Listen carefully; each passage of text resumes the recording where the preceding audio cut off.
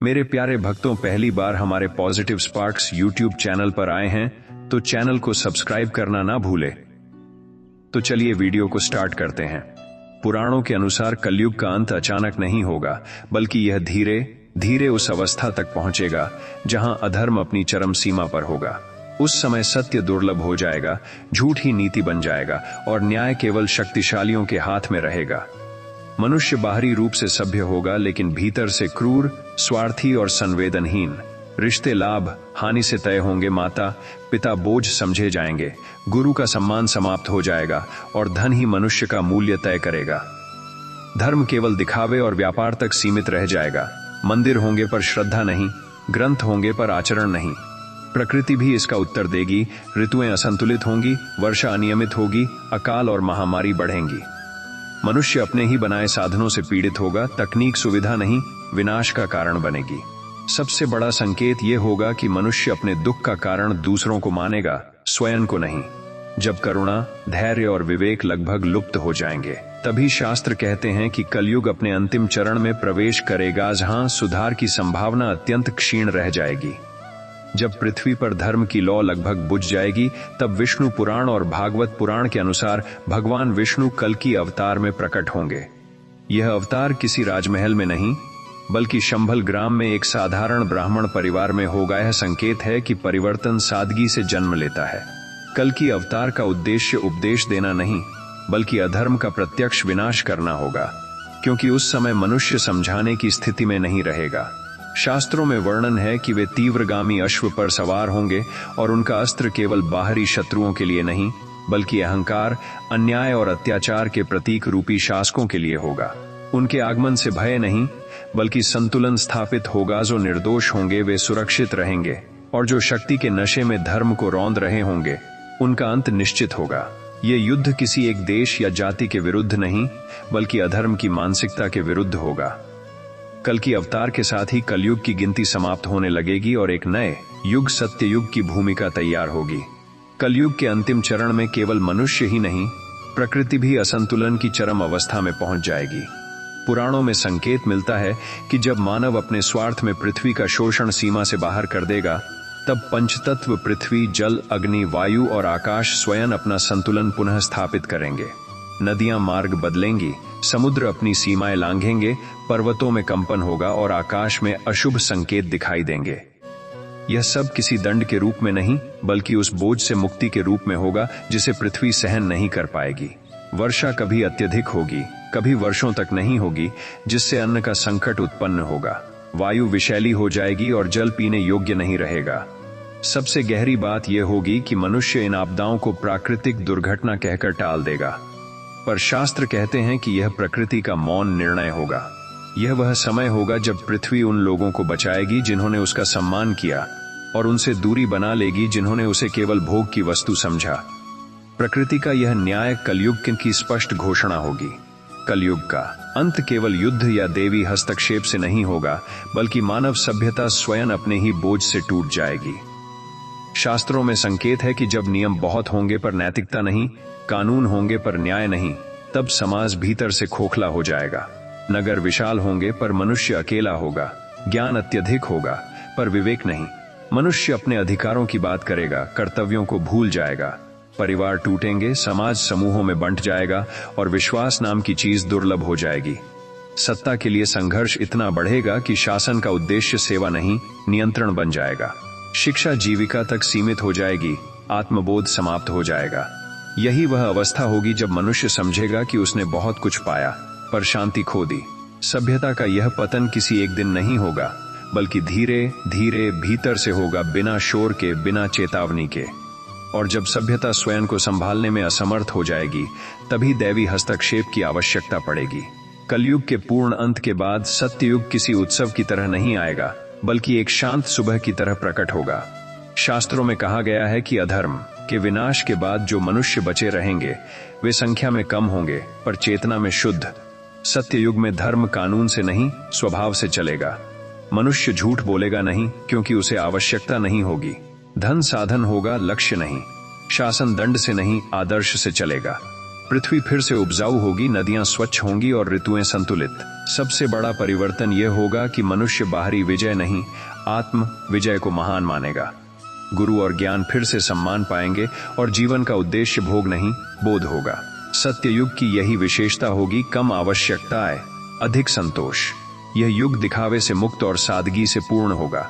कलयुग का अंत वास्तव में विनाश नहीं, बल्कि चेतना की शुद्धि होगा, ताकि सृष्टि फिर से संतुलन में लौट सके।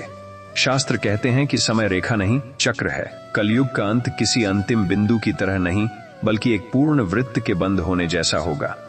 जब मनुष्य यह मानने लगेगा कि वही सर्वश्रेष्ठ है, वही सृष्टि का केंद्र है, तभी समय उसे उसकी सीमा का बोध कराएगा। युगों का परिवर्तन बाहरी घटनाओं से अधिक आंतरिक चेतना से जुड़ा है। सतयुग, त्रेता और द्वापर में पतन क्रमशः हुआ और कलयुग में वह पूर्ण हुआ। यह पतन केवल नैतिक नहीं, बल्कि चेतनात्मक है, जहां मनुष्य आत्मा को भूलकर केवल शरीर और भोग को ही सत्य मान लेता है। इसी कारण कलयुग में पीड़ा अधिक है, क्योंकि आत्मा की उपेक्षा सबसे बड़ा अधर्म है। जब यह विस्मृति असहनीय हो जाती है, तब समय स्वयं हस्तक्षेप करता है। यही समय भगवान कल्कि का माध्यम बनता है। कलयुग का अंत इसलिए आवश्यक है क्योंकि चेतना की दिशा बदलनी होती है, बाहर से भीतर की ओर। यह परिवर्तन किसी एक व्यक्ति के लिए नहीं, पूरी मानवता के लिए होता है। कलयुग में अधर्म केवल हिंसा या अपराध नहीं होता, बल्कि वह सूक्ष्म रूप में होता है। स्वार्थ को धर्म कह देना, सुविधा को सत्य मान लेना और मौन रहकर अन्याय का समर्थन करना। शास्त्र कहते हैं कि जब अन्याय देखकर भी मनुष्य चुप रहे, तब वह भी अधर्मी हो जाता है। कलयुग का अंत इसलिए नहीं आता कि कुछ लोग बुरे होते हैं, बल्कि इसलिए आता है कि अच्छे लोग मौन हो जाते हैं। सत्य को असुविधाजनक समझा जाने लगता है और झूठ को व्यावहारिक। यही अधर्म का सबसे खतरनाक रूप है। इस युग में मनुष्य दूसरों को बदलने की बात करता है, स्वयं को नहीं। यही कारण है कि कल्कि अवतार का कार्य केवल शासकों का विनाश नहीं, बल्कि उस मानसिकता का अंत है जो अन्याय को स्वीकार्य बना देती है। अधर्म जब सामान्य हो जाए, तब उसका अंत भी असामान्य होता है। यही कलयुग की सबसे गहरी चेतावनी है। कलयुग के अंतिम चरण में मनुष्य के सामने कोई बाहरी परीक्षा नहीं होगी, न भूख, न युद्ध, न रोग, बल्कि सबसे कठिन परीक्षा होगी सही होते हुए भी अकेले खड़े रहने की क्षमता। उस समय सत्य बोलने वाला व्यक्ति उपहास का पात्र बनेगा और झूठ बोलने वाला सफल। धर्म का पालन करने वाला पिछड़ा कहलाएगा और अधर्म में लिप्त व्यक्ति बुद्धिमान। यही वह समय होगा जब आत्मा का बल बाहरी शक्ति से अधिक महत्वपूर्ण होगा। शास्त्र कहते हैं कि जो इस परीक्षा में स्थिर रहेगा, वही सत्ययुग का बीज बनेगा। यही कारण है कि कलयुग के अंत में सभी का विनाश नहीं होता, कुछ आत्माएं बचाई जाती हैं, क्योंकि वही नई सृष्टि की नींव होती हैं। ये परीक्षा बिना शोर के होती है, बिना घोषणा के, और जो इसे पार कर लेता है वह समय से परे हो जाता है। कलयुग का अंत जितना भयानक बताया जाता है, उतना ही शांत भी होता है। शास्त्रों में कहा गया है कि अंतिम क्षणों में कोलाहल नहीं, बल्कि एक गहरा मौन छा जाता है। ये मौन भय का नहीं, बल्कि निर्णय का होता है। उस समय बहुत कुछ कहा जा सकता है, पर कुछ भी कहना आवश्यक नहीं रह जाता। सत्य स्वयं स्पष्ट हो जाता है। यही मौन संकेत देता है कि एक युग समाप्त हो चुका है। जैसे रात गहरी होती है तभी सुबह का संकेत मिलता है, वैसे ही यह मौन सत्ययुग का द्वार होता है। जो इसे समझ लेता है वह भय से मुक्त हो जाता है, क्योंकि अंत वास्तव में अंत नहीं होता, वह केवल परिवर्तन होता है। कलयुग कोई दूर भविष्य की घटना नहीं, वह आधुनिक मनुष्य के दैनिक जीवन में स्पष्ट रूप से दिखाई देता है। जब मनुष्य के पास सब कुछ होते हुए भी संतोष नहीं होता, तब समझना चाहिए कि कलयुग बाहर नहीं, भीतर सक्रिय है। आज मनुष्य समय बचाने के लिए मशीनें बनाता है, पर उसी समय का सबसे अधिक अभाव उसी को महसूस होता है। संवाद के साधन बढ़े हैं, पर संवाद समाप्त हो गया है। शास्त्र कहते हैं कि जब साधन उद्देश्य बन जाए, तब पतन निश्चित होता है। आधुनिक मनुष्य सफलता को धन और प्रसिद्ध से मापता है, जबकि शांति को विलासिता समझकर टाल देता है।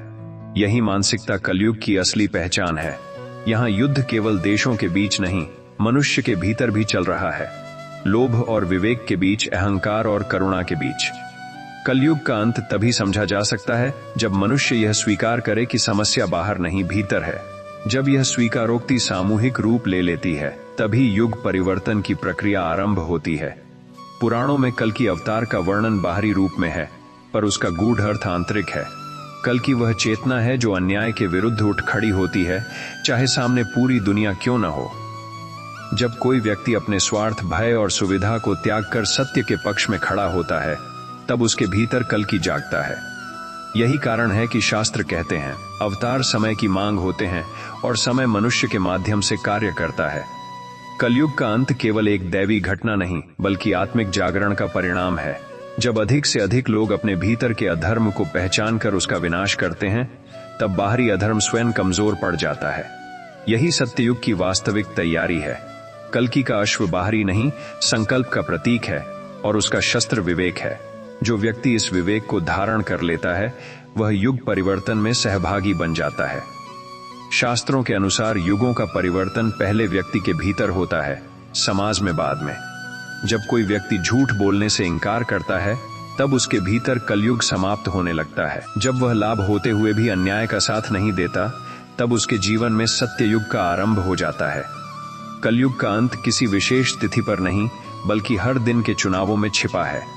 क्रोध के स्थान पर धैर्य, लोभ के स्थान पर संतोष और भय के स्थान पर धर्म को चुनना, यही युग परिवर्तन की प्रक्रिया है। शास्त्र कहते हैं कि जो व्यक्ति अपने कर्म को ईश्वर को अर्पित कर देता है, वह समय के प्रभाव से मुक्त हो जाता है। उसके लिए कलयुग और सत्य युग का भेद समाप्त हो जाता है। यही कारण है कि कुछ लोग हर युग में शांत रहते हैं, क्योंकि उन्होंने भीतर सत्य युग स्थापित कर लिया होता है। यही कलयुग के अंत का सबसे व्यावहारिक और गूढ़ अर्थ है। भगवद गीता में कलयुग शब्द सीधे नहीं आता, पर उसका संपूर्ण दर्शन युग परिवर्तन की नींव रखता है। श्री कृष्ण अर्जुन से कहते हैं, ऐंदा यदा ही धर्मस्य ग्लानिर्भवति भारत, यह केवल अवतार का संकेत नहीं, बल्कि चेतना के पतन का वर्णन है। जब कर्म स्वार्थ से, ज्ञान अहंकार से और भक्ति भय से संचालित होने लगे, तब धर्म की ग्लानि होती है। गीता यह स्पष्ट करती है कि अधर्म बाहरी शत्रु नहीं, बल्कि विकृत दृष्टि है। इसी कारण श्री कृष्ण युद्ध से पहले शस्त्र नहीं, विवेक देते हैं। कलयुग का अंत भी इसी विवेक से जुड़ा है। जब मनुष्य यह समझ लेता है कि वह केवल कर्ता नहीं, साधन है, तभी उसके भीतर समय का प्रभाव टूटने लगता है। गीता का कर्मयोग यही सिखाता है कि युग बदलने से पहले मन बदलता है। जो व्यक्ति फल की आसक्ति छोड़ देता है, उसके लिए कलयुग का भार समाप्त हो जाता है। यही गीता का गूढ़ संकेत है। युग बाहर बदलता दिखता है, पर वास्तव में परिवर्तन भीतर घटता है। पुराणों में कलयुग के अंत को विनाश से जोड़ा जाता है, पर वास्तव में वह मृत्यु जैसा है, जो अंत नहीं, परिवर्तन है। जैसे शरीर नष्ट होता है पर आत्मा नहीं, वैसे ही युग समाप्त होता है पर सृष्टि नहीं। मृत्यु इसलिए भयावह लगती है क्योंकि मनुष्य उसे समाप्ति मानता है। कलयुग का अंत भी इसलिए डरावना बताया जाता है क्योंकि मनुष्य परिवर्तन से डरता है। शास्त्र कहते हैं कि जब एक युग अपनी उपयोगिता खो देता है, तब समय उसे विसर्जित कर देता है। जो आत्माएं अधर्म में लिप्त होती हैं, वे पतन की ओर जाती हैं, और जो आत्माएं धर्म में स्थिर रहती हैं, वे नए युग की नींव बनती हैं। पुनर्जन्म केवल व्यक्ति का नहीं, सभ्यता का भी होता है। सत्ययुग उसी चेतना का पुनर्जन्म है जो कलयुग में दब गई थी। इस दृष्टि से कलयुग का अंत कोई दंड नहीं, बल्कि करुणा है, ताकि चेतना को नया अवसर मिल सके। जो इसे समझ लेता है, वह भय से मुक्त हो जाता है। कलयुग का अंत सुनते ही मनुष्य विनाश, युद्ध और अंधकार की कल्पना करता है, पर शास्त्रों का अंतिम संदेश भय नहीं, बोध है। अंत केवल उसी के लिए होता है जो जड़ हो चुका होता है। जो जागृत है, उसके लिए अंत भी आरंभ बन जाता है। कलयुग इसलिए कठिन है क्योंकि यह आत्मा की परीक्षा का युग है। यह पूछता है कि तुम सुविधा चुनोगे या सत्य, भीड़ चुनोगे या विवेक। जब यह परीक्षा पूर्ण होती है, तभी युग बदलता है। सत्ययुग कोई स्वर्ग नहीं, बल्कि संतुलन की अवस्था है, और यह संतुलन बाहर कम, भीतर अधिक होता है। जो व्यक्ति अपने भीतर सत्य स्थापित कर लेता है, उसके लिए कलयुग समाप्त हो जाता है, चाहे संसार में कुछ भी चलता रहे। यही अंतिम सत्य है। कलयुग का अंत किसी एक दिन नहीं होगा, वह धीरे धीरे उन हृदयों में समाप्त होगा जो जागना सीख चुके हैं। और जब ऐसे हृदय पर्याप्त हो जाएंगे, तब समय स्वयं घोषणा कर देगा, अब नया युग आरंभ हो चुका है।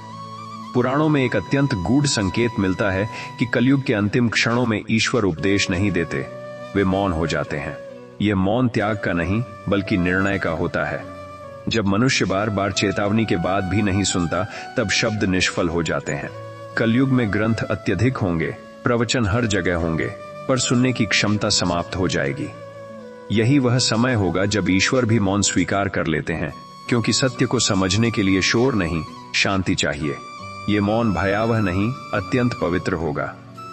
जो भीतर से शांत होंगे वे इस मौन को पहचान लेंगे, जो अशांत होंगे उन्हें यह लगेगा। यही कारण है कि एक ही समय में कुछ लोग टूट जाएंगे और कुछ जाग जाएंगे। ईश्वर का मौन यह संकेत देता है कि अब उत्तर बाहर नहीं, भीतर खोजे जाने हैं। यही मौन कलयुग के अंत की सबसे अंतिम चेतावनी है। कलयुग का अंतिम पतन किसी नगर, शासन या सभ्यता का नहीं, बल्कि अहंकार का होता है। जब मनुष्य यह मान बैठता है कि उसे किसी की आवश्यकता नहीं, न ईश्वर की, न धर्म की, न प्रकृति की, तभी उसका पतन निश्चित हो जाता है। शास्त्र कहते हैं कि अहंकार सबसे सूक्ष्म अधर्म है, क्योंकि वह स्वयं को धर्म का रूप दे लेता है। अंतिम चरण में मनुष्य अपने ज्ञान पर घमंड करेगा, अपनी शक्ति को अंतिम सत्य मानेगा, लेकिन यही अहंकार उसे भीतर से खोखला कर देगा। जब संकट आएगा तब उसके पास न धैर्य होगा, न श्रद्धा। यही वह क्षण होगा जब अहंकार स्वयं अपने भार से टूटेगा। यह टूटना अत्यंत पीड़ादायक होगा, पर आवश्यक भी, क्योंकि जब तक अहंकार रहता है सत्य प्रवेश नहीं कर सकता। अहंकार का यह टूटना ही वास्तव में कलयुग का वास्तविक अंत है। शास्त्र स्पष्ट कहते हैं कि कलयुग के अंत में सब नष्ट नहीं होता। जो बचते हैं वे सबसे शक्तिशाली नहीं, बल्कि सबसे विनम्र होते हैं। वे जिन्होंने कम में संतोष सीखा, मौन में सत्य पहचाना और दुख में भी धर्म नहीं छोड़ा। उनके पास धन नहीं होगा पर धैर्य होगा, उनके पास सत्ता नहीं होगी पर विवेक होगा।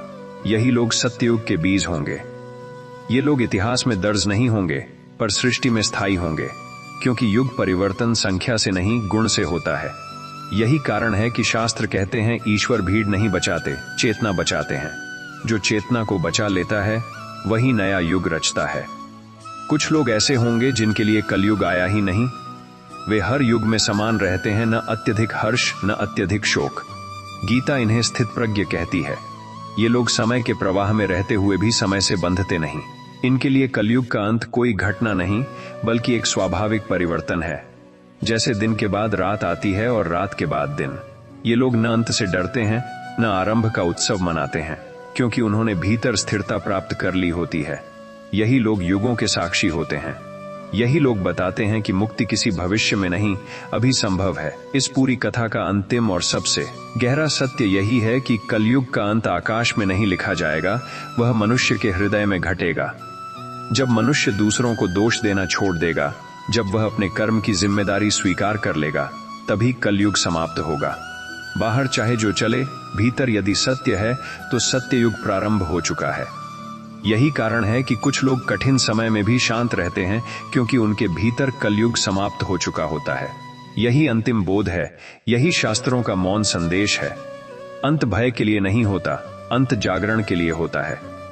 शास्त्रों में एक गूढ़ संकेत मिलता है कि कलयुग का अंत इसलिए भी होता है क्योंकि स्वयं समय उस चेतना को ढोते ढोते थक जाता है। समय केवल घटनाओं को नहीं, कर्मों की स्मृति को भी वहन करता है। जब अधर्म का भार अत्यधिक बढ़ जाता है, तब समय उसे आगे ले जाने से इनकार कर देता है। यही वह क्षण होता है जब घटनाएं तेज हो जाती हैं, परिवर्तन अचानक लगने लगता है। मनुष्य सोचता है कि सब कुछ अचानक क्यों बिगड़ गया, पर वास्तव में यह दीर्घकालीन बोझ का विस्फोट होता है।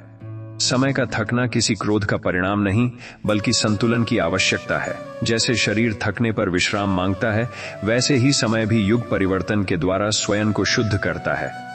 कलयुग का अंत इसी विश्राम का संकेत है, एक लंबा गहरा श्वास। कलयुग के अंतिम चरण में मनुष्य केवल सत्य नहीं भूलता, वह यह भी भूल जाता है कि उसने सत्य कभी जाना था।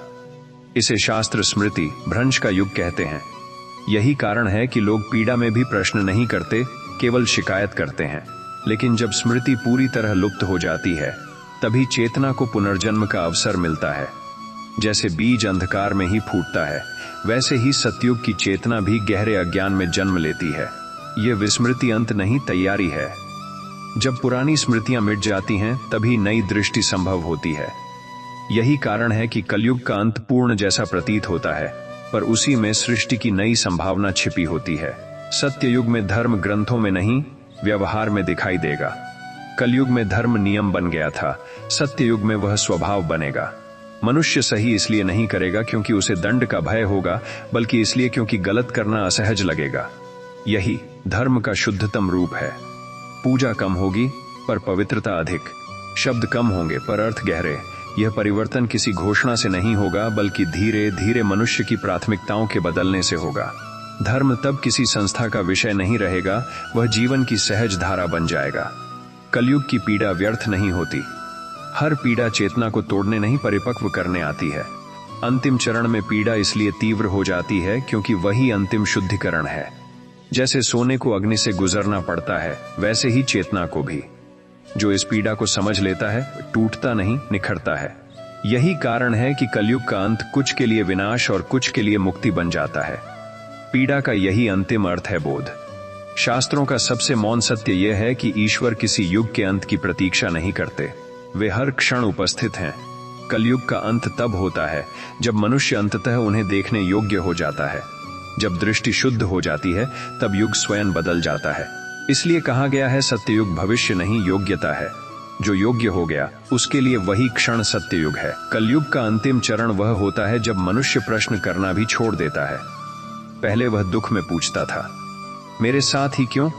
फिर वह शिकायत करता था, और अंत में वह सब स्वीकार कर लेता है, जैसे यही जीवन का स्वभाव हो। शास्त्र कहते हैं कि यह अवस्था सबसे खतरनाक है, क्योंकि प्रश्न चेतना का संकेत होते हैं। जब प्रश्न समाप्त हो जाते हैं, तब मनुष्य भीतर से थक चुका होता है। यही वह क्षण होता है जब या तो पूर्ण पतन होता है या पूर्ण जागरण। कुछ लोग इसी बिंदु पर टूट जाते हैं और कुछ लोग यहीं से उठते हैं। यह उठना किसी चमत्कार से नहीं, बल्कि एक साधारण स्वीकार से होता है कि जो मैं खोज रहा था वह बाहर नहीं था। यही स्वीकार कलयुग के अंत का द्वार बनता है। इतिहास में युग परिवर्तन राजाओं से नहीं, साधारण लोगों से शुरू होता है। कलयुग के अंत में भी यही होगा। न कोई महान घोषणाएं होंगी, न बड़े युद्धों की आवश्यकता। कुछ साधारण लोग जो ईमानदारी से जीते हैं, जो लोभ में भी विवेक नहीं छोड़ते, यही लोग सत्ययुग की नींव रखेंगे। वे स्वयं नहीं जानेंगे कि वे कुछ महान कर रहे हैं, वे बस सही को चुनते रहेंगे। शास्त्र कहते हैं कि ईश्वर सबसे पहले इन्हीं को बचाते हैं, क्योंकि इन्हीं के भीतर भविष्य सुरक्षित होता है। यही लोग सृष्टि की सबसे बड़ी आशा होते हैं। कलयुग में शक्ति का अर्थ था नियंत्रण। जिसके पास अधिक साधन, अधिक प्रभाव, वही शक्तिशाली। पर कलयुग के अंत में शक्ति की परिभाषा बदल जाती है। जो व्यक्ति स्वयं पर नियंत्रण पाले, वही शक्तिशाली माना जाता है। क्रोध को जीत लेना, लोभ को सीमित कर लेना, भय के बावजूद सत्य बोल पाना, यही नई शक्ति होगी। सत्य युग में बाहरी बल नहीं, आंतरिक स्थिरता का सम्मान होगा। यही परिवर्तन युग का वास्तविक अंत और आरंभ दोनों होता है। पुराणों में कहा गया है कि युग के अंत का सबसे बड़ा संकेत कोई आपदा नहीं, बल्कि मनुष्य का भीतर की ओर मुड़ना है। जब लोग भीड़ से थकने लगेंगे, शोर से ऊबने लगेंगे और मौन को खोजने लगेंगे, तब समझना चाहिए कि कलयुग विदा ले रहा है। यह परिवर्तन धीमा होगा पर स्थायी, क्योंकि जो भीतर मुड़ जाता है वह फिर बाहर भटकता नहीं।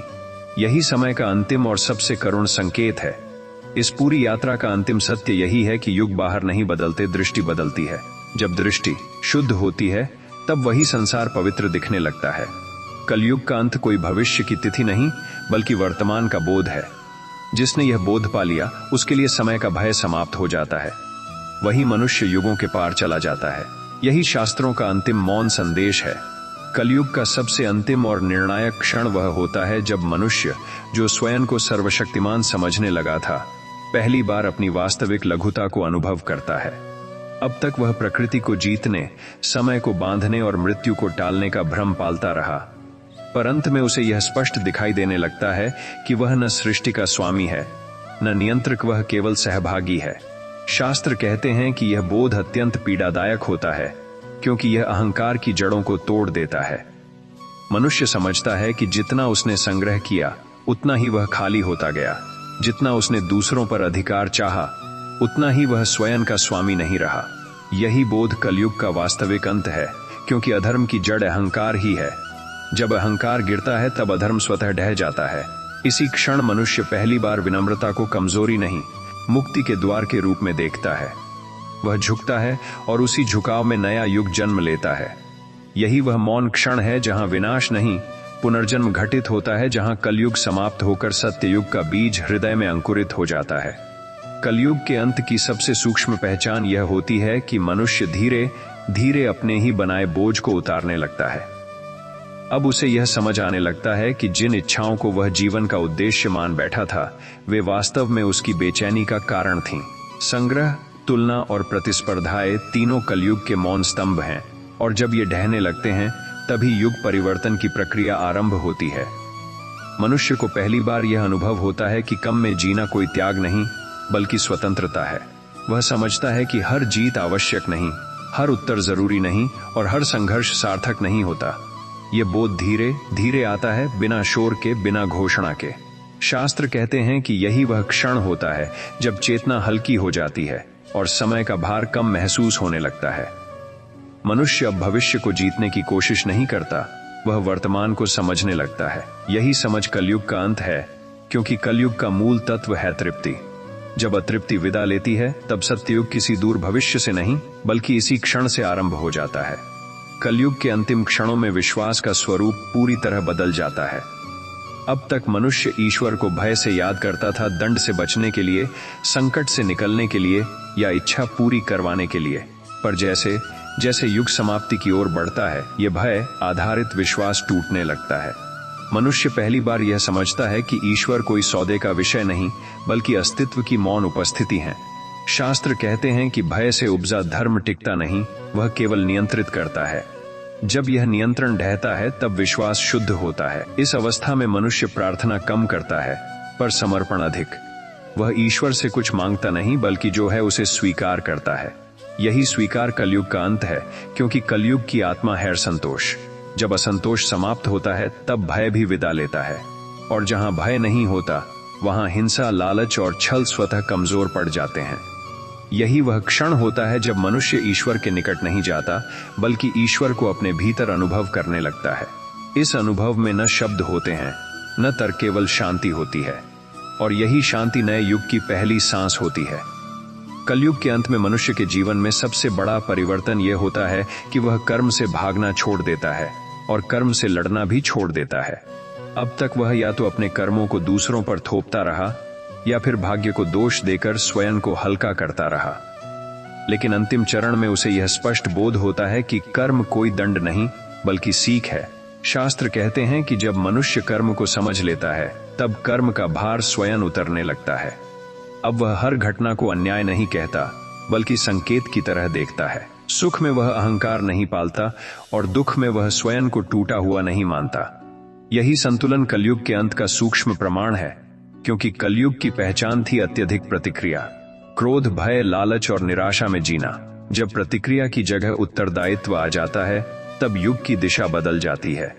मनुष्य समझता है कि उसे सब कुछ नियंत्रित नहीं करना, केवल सही कर्म करना है। यही गीता का कर्मयोग है, और यही वह बिंदु है जहां समय का दबाव समाप्त होने लगता है। उस क्षण जीवन बोझ नहीं रहता, वह यात्रा बन जाता है, और उसी यात्रा में कलयुग मौन होकर विदा ले लेता है। कलयुग के लंबे अंधकार में करुणा को कमजोरी समझ लिया गया था। जो दया करता उसे मूर्ख कहा जाता, जो क्षमा करता उसे पराजित माना जाता। पर युग के अंतिम मोड़ पर यह भ्रम टूटने लगता है। मनुष्य पहली बार देखता है कि कठोरता ने उसे सुरक्षित नहीं किया बल्कि और अकेला कर दिया। तब करुणा लौटती है, किसी उपदेश की तरह नहीं बल्कि थकान के बाद मिली शांति की तरह। शास्त्र कहते हैं कि जब मनुष्य दूसरे के दुख को अपने दुख की तरह अनुभव करने लगता है तब उसका अहंकार स्वतः पिघलने लगता है। यही पिघलन युग परिवर्तन का संकेत है। अब वह जीतने के लिए नहीं, समझने के लिए सुनता है, दंड देने के लिए नहीं, सुधार के लिए बोलता है। यह करुणा भावुकता नहीं, गहरी समझ से जन्म लेती है कि सभी अपने अपने बोझ के साथ चल रहे हैं। जहां करुणा शक्ति बनती है वहां हिंसा टिक नहीं पाती। यही वह क्षण होता है जब समाज का स्वर बदलता है, बिना क्रांति के, बिना रक्तपात के। कलयुग इसलिए समाप्त होता है क्योंकि उसकी भूमि निर्दयता सूख जाती है, और उसी सूखी भूमि पर सत्ययुग का पहला अंकुर चुपचाप उगाता है। कलयुग की सबसे बड़ी विडंबना यह थी कि सत्य को बार बार साबित करना पड़ता था और झूठ बिना प्रमाण के स्वीकार कर लिया जाता था। मनुष्य तर्क में उलझ गया था, अनुभूति से कट गया था। लेकिन जैसे जैसे कलयुग समाप्ति की ओर बढ़ता है, सत्य का स्वरूप बदलने लगता है। अब सत्य शोर नहीं करता, वह बस उपस्थित रहता है। शास्त्र कहते हैं कि जो सत्य को सिद्ध करने में लगा रहता है वह स्वयं अभी अस्थिर होता है। जब भीतर स्थिरता आती है तब सत्य को शब्दों की आवश्यकता नहीं रहती। यह वह अवस्था होती है जहां मनुष्य बहस नहीं करता, तुलना नहीं करता और स्वयं को सही सिद्ध करने का आग्रह छोड़ देता है। वह जानता है कि जो सत्य है वह समय में टिकेगा और जो असत्य है वह स्वयं गिर जाएगा। यही बोध कलयुग का अंत है, क्योंकि कलयुग की ऊर्जा थी अशांति। जब अशांति समाप्त होती है तब सत्य स्वतः प्रकट होता है। इस अवस्था में जीवन सरल हो जाता है, संबंध हल्के हो जाते हैं और मनुष्य पहली बार सहज होता है। यही सहजता सत्ययुग की पहचान है, जहां सत्य को ऊंचा बोलने की नहीं, केवल जीने की आवश्यकता होती है। कलयुग में इच्छा का स्वरूप मांग का था, अधिक पाने की, आगे निकलने की, किसी तरह सुरक्षित हो जाने की। यही मांग मनुष्य को बेचैन रखती थी। पर युग के अंतिम चरण में इच्छा का स्वभाव बदलने लगता है। अब मनुष्य जो चाहता है उसे पाने की जिद नहीं करता, वह उसे ईश्वर के समक्ष रख देता है। शास्त्र कहते हैं कि जब इच्छा प्रार्थना बन जाती है तब उसका भार हल्का हो जाता है। यह प्रार्थना शब्दों से नहीं, स्वीकृति से जन्म लेती है। मनुष्य पहली बार यह समझता है कि जो नहीं मिला वह भी उतना ही आवश्यक था जितना जो मिला। इसी समझ से ईर्ष्या विदा लेती है और संतोष प्रवेश करता है। यह परिवर्तन सूक्ष्म है, बाहर से कुछ बदला हुआ नहीं दिखता, पर भीतर का संघर्ष शांत हो जाता है।